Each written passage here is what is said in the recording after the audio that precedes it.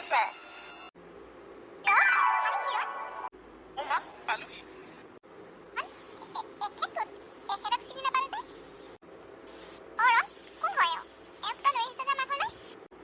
মা ৰঞ্জুন এওঁ মানে মোৰ দ্বিতীয় পত্নী। মই এওঁক বিয়া কৰাইছো। মা মই সঁচা কথাকে কৈছো মা।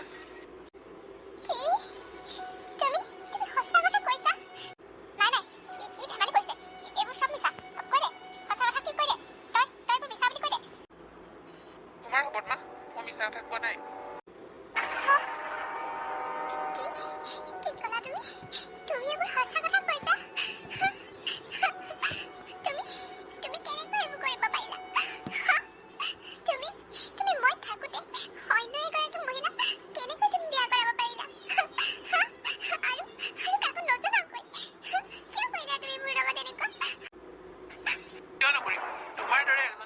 বাজি তিৰোতাৰ লগত মই গোটেই জীৱন কটাব নোৱাৰো নহয়। তুমি সন্তান জন্ম দিব নোৱাৰা, সেইকাৰণে মই দ্বিতীয় বিবাহ কৰিবলৈ বাধ্য হলো। হয়, মোৰ এটা ভুল হ'ল, মই তোমালোকক কোৱা নহ'ল। আৰু মই বিয়া কৰা বেছি দিন হোৱা নাই, এসপ্তাহে হৈছে। সেইটো কাৰণে মই ঘৰলৈ আহিছো তোমালোকক কথাটো জনাবৰ বাবে।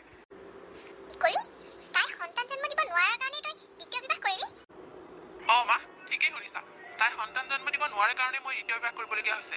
কিয় নকৰিম? মই কি সন্তান এটাৰ দেউতাক হ'ব নিবিচাৰো নেকি? তুমি আইতাক হ'বলৈ নিবিচাৰা? আৰু এটা কথা নহয় মা, আগতেচোন তুমিও তাইক বেয়া পাইছিলা, এতিয়া কেনেকৈ তুমি ভাল পালা? আগত তুমিয়েচোন কৈছিলা সন্তান জন্ম দিব নোৱাৰা বাবে তুমিয়ে দেখোন তাইক কথা শুনাইছিলা। আৰু এতিয়া কি হ'ল তোমাৰ?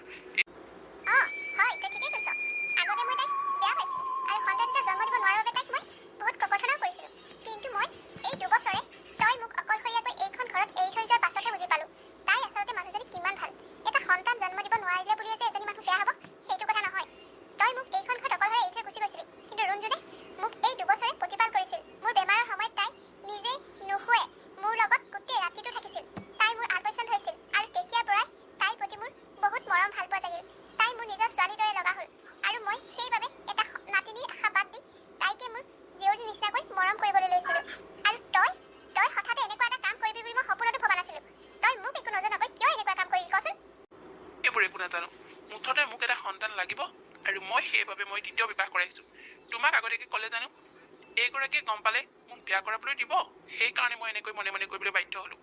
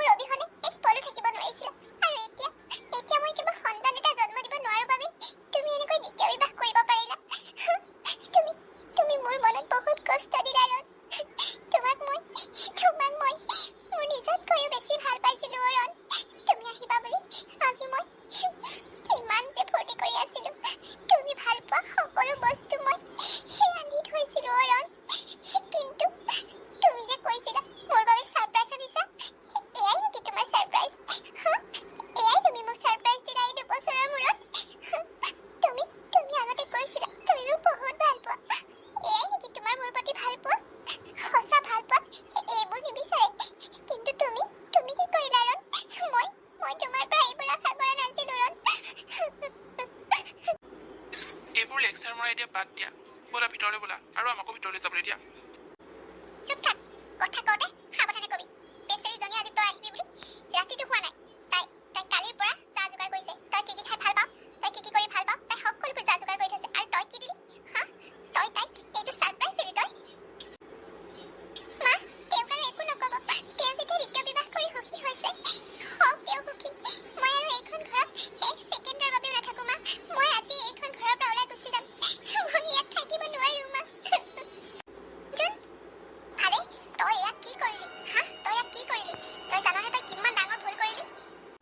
মই একো ভুল কৰা নাই, মই যি কৰিছো ভালৰ বাবে কৰিছো মা। তাই ক'ত যায় যাবলৈ দিয়া। কথা ক'বলৈ আহিছ হা? তাই য'তে যায় যাওক। আৰু তই কি কৰি? তাই সন্তান জন্ম দিব নোৱাৰে।